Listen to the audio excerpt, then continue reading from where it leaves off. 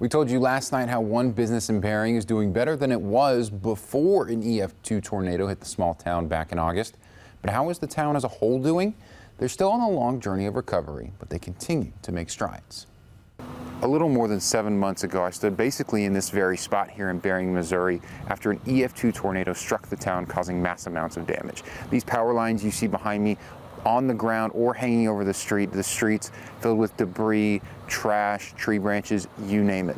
But here we are, a little more than 7 months later, this very spot.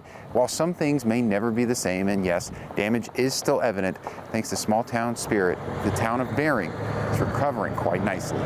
While thankfully no lives were lost in that tornado that hit the night of August 4th, many homes, buildings, businesses severely damaged, if not destroyed, with many having to rebuild.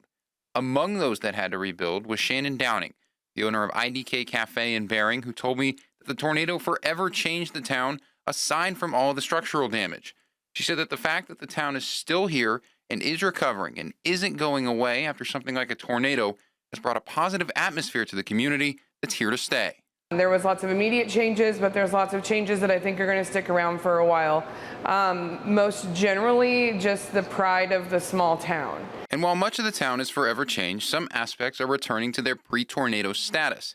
Downing told me that the apartments in town and the post office, which was recently locally bought, are making a comeback this spring after being completely destroyed in the tornado.